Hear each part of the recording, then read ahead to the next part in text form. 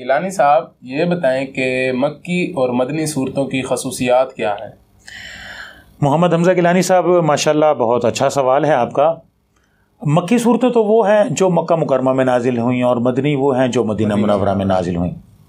اچھا، اب ان دونوں کی خصوصیات کیا ہیں؟ دیکھیں، مکہ مکرمہ میں جو ڈائریکٹ مخاطبین ہیں وہ مشرکین مکہ ہیں، اور ابھی اسلام کی ابتدا ہے، تو اس لیے وہاں پر جو اسلوب اختیار کیا گیا ہے وہاں پر کوئی حدود اور قوانین نہیں ہیں۔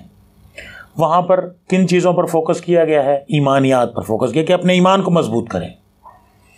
وہاں پر ہمیں عقائد کی تعلیم دی جا رہی ہے کہ اپنا اللہ پر ایمان، رسول پر ایمان، فرشتوں پر ایمان، آخرت پر ایمان، تو اپنے ایمان اور اخلاق اس کی تعمیر کی جا رہی ہے، اور پھر اس کے اوپر جب عمارت تعمیر کی گئی وہ پھر اعمال کی تھی، اور وہ پھر مدینہ منورہ میں جب اسلامی ریاست بنی تو پھر وہاں پر جو مدنی صورتیں ہیں وہ پھر عقائد کے ساتھ ساتھ پھر اس کے بعد بات کی جا رہی ہے۔ اب نماز بھی فرض ہو گئی ہے، اب پھر روزہ بھی فرض ہو رہا ہے، تو اب جہاد بھی فرض ہو رہا ہے، تو حدود ہیں، کیا کرنا ہے کیا نہیں کرنا ہے۔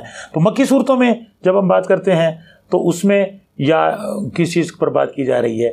یا ایھا الناس، یا کہ انسانوں سے خطاب کیا جا رہا ہے۔ لیکن مدنی صورتوں میں یا ایھا الذین آمنوا، چونکہ ایمان اب دلوں میں رچ بس گیا ہے تو اب ایمان کی بات کی جا رہی ہے۔